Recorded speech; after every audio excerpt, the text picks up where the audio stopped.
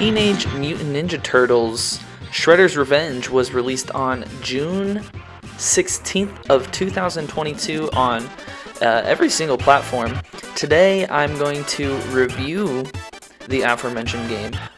All the footage you see was recorded on my Xbox Series S, not Nintendo Switch.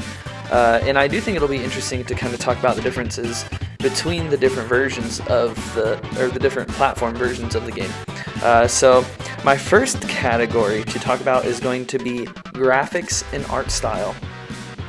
So for the graphics and art style, obviously this game is going for a throwback, and it does it perfectly. It perfectly emulates, what this game would have looked like if it were released 30 years ago or whenever the original was released. And of course, it's in higher fidelity, so it looks crisp.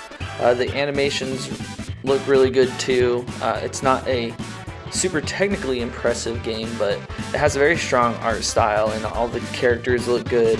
There is a really wide range of different enemy types you fight too.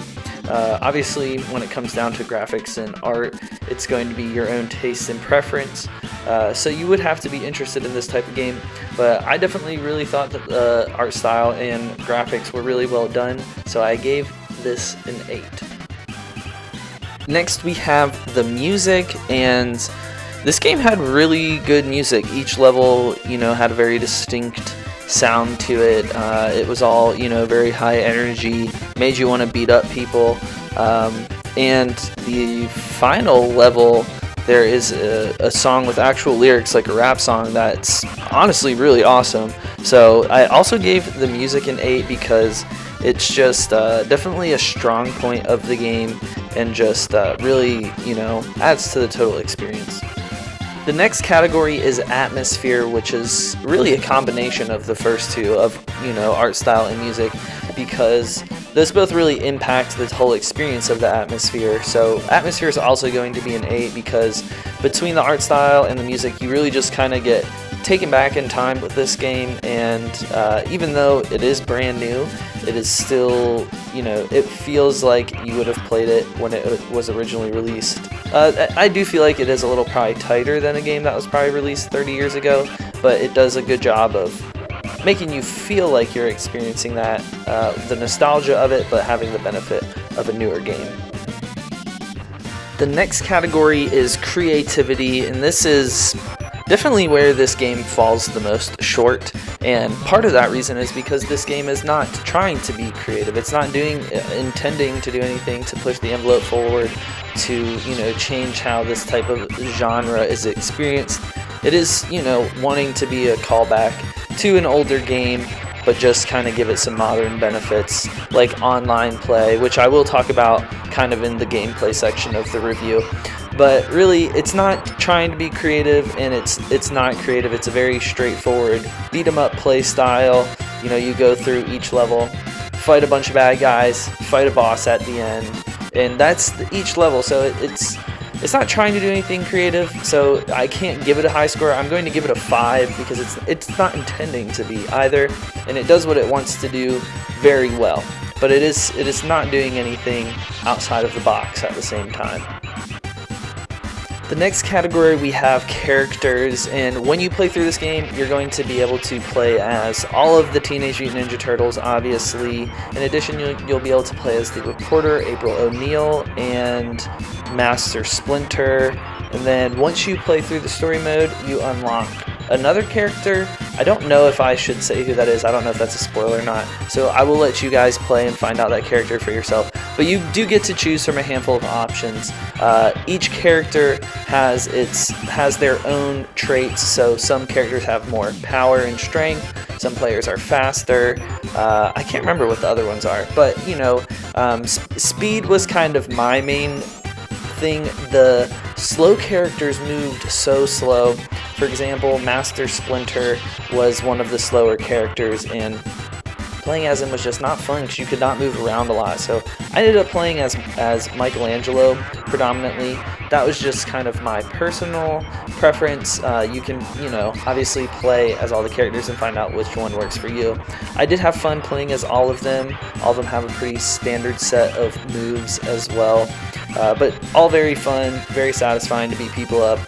And they're sick. Characters are getting a 9.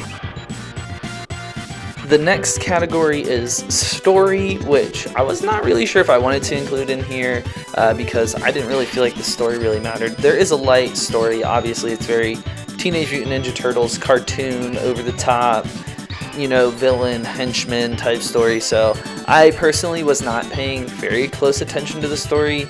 Obviously you're fighting bad guys that lead you to different locations. It's a pretty straightforward story. It doesn't really justify, a lot of the different enemies you fight. Other than that, they're just henchmen. But it's not intended to be. So I'm just gonna give it a 7. It's light. The turtles are obviously funny characters. There isn't like a ton of back and forth, but there are little cutscenes in between. I will say the opening animation sequence is insane. It looks so awesome. I hope that they make an entire show using that. But story, nothing crazy, giving that a score of 7. Next up we have gameplay, which is really kind of the meat of the game. And I did kind of mention before, the level structure, it's going to be same. There are 16 different story levels. Each one is kind of beat up bad guys until you get to a boss fight at the end. Some bosses you might have 2 people, sometimes you're fighting 1. So it is kind of a very repetitive structure. And in that sense, it could get boring, but it is kind of short enough to where right at the end, maybe when you start to get tired, it kind of finishes. So it kind of does strike a sweet spot as far as timing. It's about a 2-ish hour long game, so it's not very lengthy. You can go back and replay, and there's different game modes. I kind of stuck to the generic story mode just for my review. So I don't feel like the gameplay did anything too groundbreaking, and I did kind of mention that. I will talk about the online. I had kind of mixed experiences with the online. At first I was having issues connecting, and then I just kind of reset my console, reset the game, and everything worked pretty fine after that.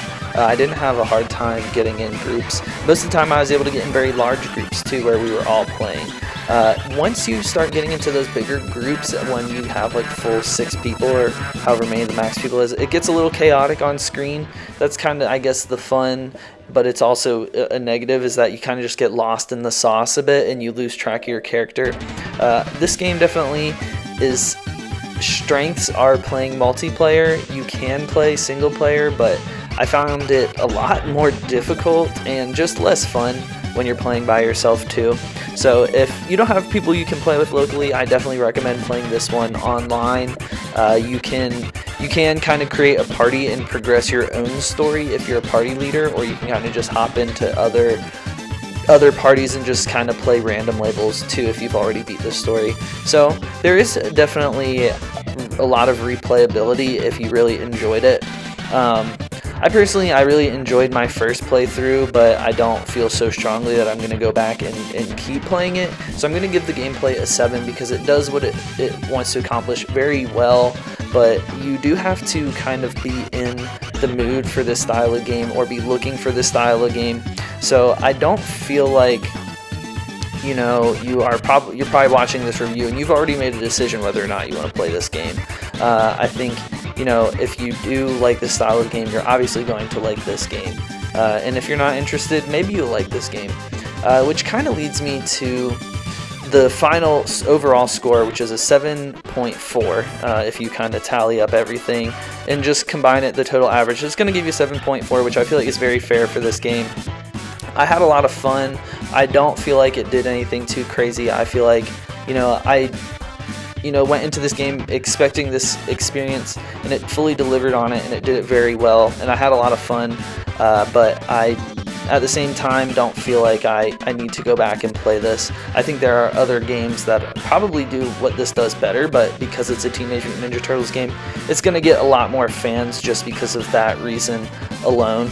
And, you know, that's totally fine, and it was really fun because of that. So if this is that type of game that you would find you enjoy, I think you'll get a lot of enjoyment out of it.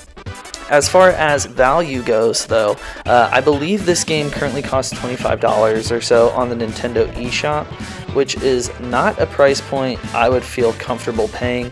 I played this game on Game Pass, so I was able to play it for free, and I would probably not have spent more than $10 on this.